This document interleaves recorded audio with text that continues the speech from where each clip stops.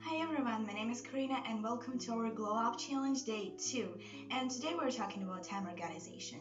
Why is it important to organize our time? What is the stress and how to lower it?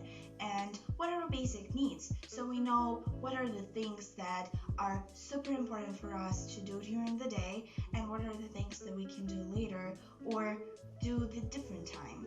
Okay, so let's start from our first thing, and we're going to be talking about stress. So, stress is a physical or psychological tension. So, there are two ways how we react to stress and what actually causes stress. The way of reacting to stress when we say, I cannot do that, it's above me, it's too hard, I don't know how to do that. This is something that will cause you stress. And then the right mindset will be, and the way to think about stress is, I'll use the knowledge I have and I'll apply them to do my best. The thing is that sometimes people don't even notice that they are stressed and they are thinking about all the other things to explain their state, mental and physical, but they will never think that they are just stressed and overwhelmed with the things around them. Especially during this time of being online, people underestimate a lot the things they're doing and they become stressed because they put a lot on themselves. So there are some tips of how we can lower the stress levels. So we start with this time management thing that we have to plan our day carefully, and later in this video I'll tell you what you can do to plan your day and to understand what is more important and what is not. We have to sleep enough, say 7 to 8 hours a day. We have to eat at least 3 or 4 meals a day because it's important, it's our fuel. We have to give ourselves time for our hobbies, for going for a walk with friends. We have to practice our mindfulness. So now when we learned about stress and now when we can estimate if we are stressed or not, we have to talk about our basic needs. So we can estimate which things are more important for us to do and what are the things that we can reschedule and extend for some time or maybe not do at all, because we might think they are super important and urgent, but they are not in reality.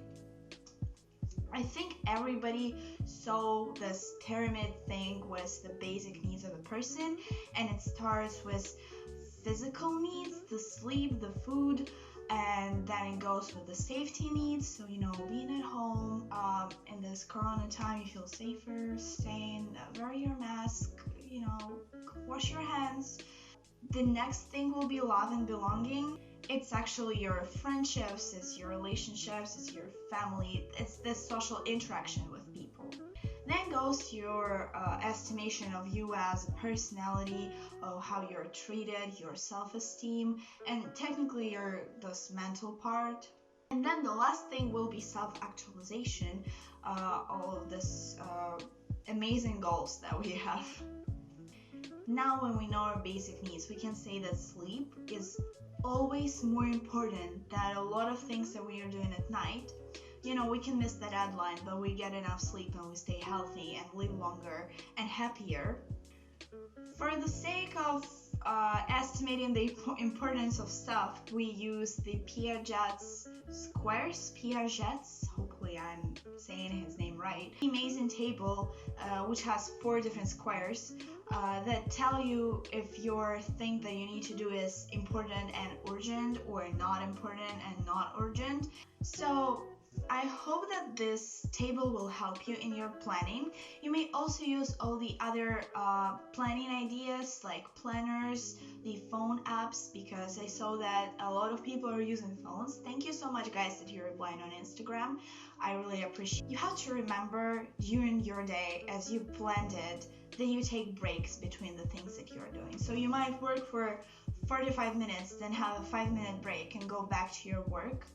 And remember to include in your plan for the day the things for your pleasure and for gaining that strength, your inner strength. So planning is not only about this important and urgent things that you have to do, it's also about being like, okay, so today is the day when I'm gonna meet with my friend and have a talk with like a cup of tea or go for a walk, just to spend that quality time. And because it's your friend, we love friends and we are people, we are sociable. It may be a walk with your dog, watching one episode from your favorite movie. It may be just drinking tea, looking at the window. So something that will bring you pleasure and that will count like a not that small but bigger break, but still is gonna be in your plan for the day. When you're concentrating on something, because to manage your time is important, but then when you're concentrating on something, you may be distracted with your phone, with social medias, with something else, with your thoughts. So put your phone away. You may use different apps for laptops or social medias or your phones that will lock your access to things that distract you for some period of time. If it's some other distraction, think of the way of removing or lowering the level of this distraction.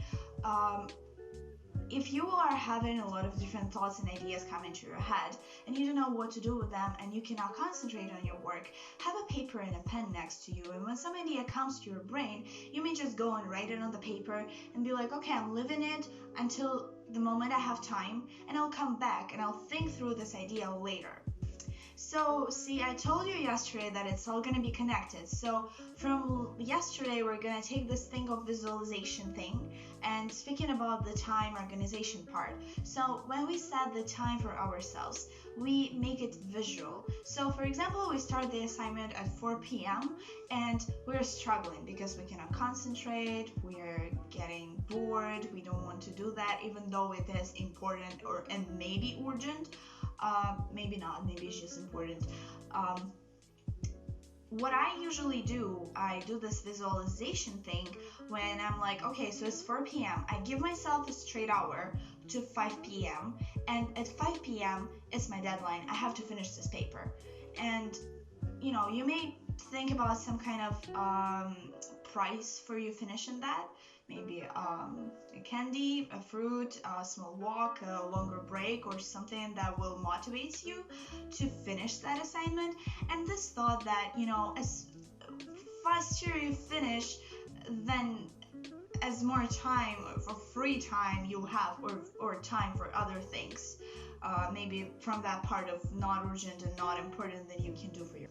So I hope this information today was helpful for you and you can learn something about managing your time and what is more important, reducing your stress, because I guess a lot of people are stressed right now, and it is important to remember that we need to take breaks sometimes. And I'll see you tomorrow talking about motivation, and I hope that you're working on your goal for this week.